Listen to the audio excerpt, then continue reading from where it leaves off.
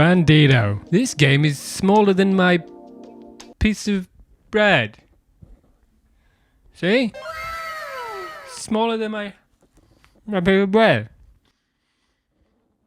Hey guys, it's me, editing the video, and I just wanted to point something out. You know, I thought it would be funny to eat some bread a couple of times throughout filming this video. You know, haha, very funny. But you'll see a couple of the crumbs every now and then get stuck and wedged in my beard / mustache / facial hair.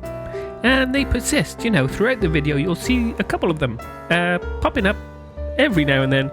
And they come and they go, and you know, it's torture really. So I thought I'd point it out to you so you can suffer while watching this as much as I suffered while editing it. So enjoy. I like this game, but I don't really like this game.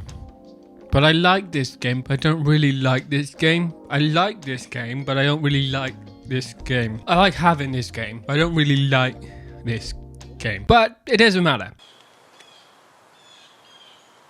Before we get into that though, let me tell you what Bandito is. It's a game that's about 10 centimeters. You can teach it in 10 seconds and it plays in about 10 minutes. And that is one hell of an elevator pitch for any game. Anything that easy to teach, anything that's small, opens my ears and gets my interest. This is a cooperative 2 to 4 player route building or route blocking game that you can play with about anyone. You can see it now, right? I mean, I can't look away. It's all I can focus on is that tiny little crumb hanging on, and believe me, it gets worse. Goodness gracious me, for the love of everything pure and good, why? And it's a small box. We'll get into the game and how it works and what I like about it, but why I don't like it in a minute. Okay, so I said I can teach this in 10 seconds. Let's put that to the test, shall we? Everyone's dealt 3 cards. On your turn, you play a card and then pick up another card. And when you play a card, you put down a route to try and stop the Bandito guy in the middle of the table from escaping via the routes.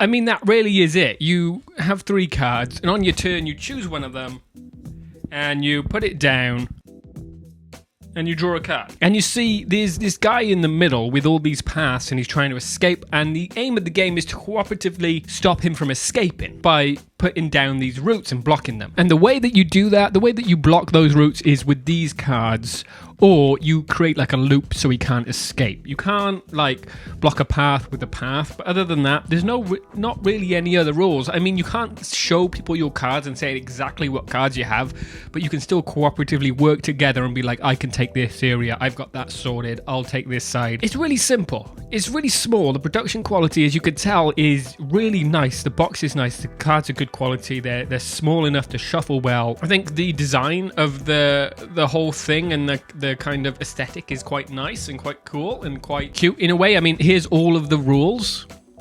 That's it. All packs away easily into a small, good, cute little board game.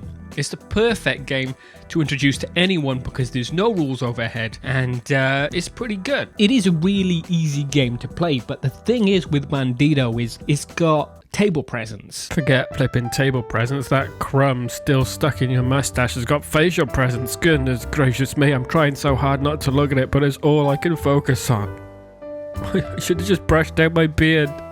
Never eat bread during a video when you need to cut your mustache. Flippin' heck. For such a small, simple game, it's a small deck of these kind of cards, but then you start to play a couple more. The table becomes this sprawling, winding map of caves all over the place, and that's pretty significant, decent table presence for a game that is small, short, and super, super easy to learn. And that's why I like Bandito. So, what's the issue with it? Why don't I like it?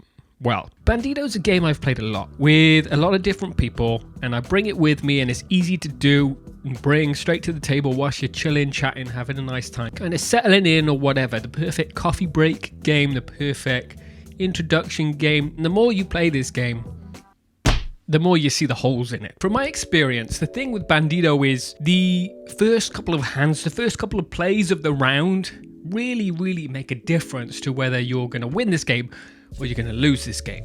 I mean, and that doesn't matter normally for a short game, but the problem with it is what happens is if you haven't made significant progress in the first couple of rounds, closed off a lot of routes and kind of set it up so you can win. There's not really a chance that you will later on in the game. I mean, sometimes there is, but a lot of the time, that first part means so much in determining whether you can win, which is fine.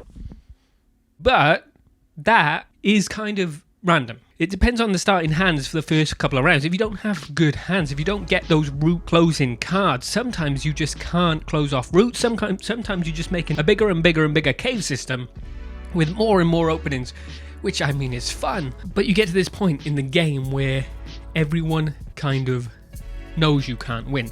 And granted, this doesn't matter the first couple of times you play Bandito, but once you've played it a couple of times and this starts to happen, you get to a point you're like, we're not going to win. It's just not possible. You get to this point in the game where if you've all played it a couple of times, you either make the awkward decision to finish the game early and not finish it, or you lacklusterly play through the rest of the round until all the cards are playing, just hurtling towards failure, like me in everything I do. The randomness of this deck and whether you can win becomes a little bit frustrating once you've played Bandito a couple of times. And as someone who brings it to the table and brings it to new people, I do play it multiple times. I don't really think Bandito is a good game. But you see, the thing is, that really doesn't matter, because the issues with this game are irrelevant. Because that's not what it's for. This isn't a game that you want to bring to a group and play over and over and over again until you've mastered it. Because once you do start to do that, that's where you see the holes. That's where you get the frustration and the randomness. You see through it a little bit, but that's not the purpose of this game. You know, you can't be mad at a cup of tea for being warm straight out of the kettle. Because the whole point is you're supposed to have a nice warm brew to warm up. And this game is just that. It's just a warm brew, just to warm up. A little thing to do during a conversation or during your initial meeting. You don't want to play this over and over again with your group. The thing is, I see these flaws, I see these problems, and I have these frustrations with this game because I bring it to new people all the time because it's so easy. I don't even have to worry about saying like it's a board game. I'm just like, do you want to try this? It's super simple. Put it on the table. Within seconds, we're going, you know? But I've seen it over and over again, and I start to see these issues and these flaws with playing the game and the randomness, but they don't. Your first couple of plays, it's a fun little puzzle you can play on the table, and that's what it is. It's a fun little puzzle you can play on the table with anyone, and it's tiny, and that's its purpose. So even though I do have complaints and issues with it after multiple plays, they're irrelevant because they don't really apply to the purpose of this board game or this card game for me anyway. Like I said, it's just a super approachable, about 10 centimeter game that you can play in about 10 minutes and teach in 10 seconds. Everyone needs a game that basically has no teach. It's a must-have if you want to play games with people. If you want to introduce people to games, you have to have something so simple that there is barely any explaining to do. And this, for me, is that at the moment. So though this game has its problems, you shouldn't get to the point where they should become apparent, because it's only meant to be brought to people and played like a couple of times every now and then over a coffee just to start things off. You don't want to be diving deep into something like this, because I don't think it holds up after that, but it doesn't need to. It's a brief, charming, simple game, and that's how it should be treated. Would I recommend it? I don't know, because ultimately, maybe there is a formula that covers all those bases. This is my no teach, easy to bring to anyone game at the moment, and I know I've spoken about other simple games on the channel, but this just literally has no teach. There's no rules, there's nothing. It's really simple. But I have a feeling that out there's a game that has all those things, but also holds up over multiple plays. There's also maybe a little bit more enjoyable, because I genuinely do get frustrated when playing this game now, but its function outweighs my frustration for it a lot of the time. If I can find an alternative, I'll move on from Bandito.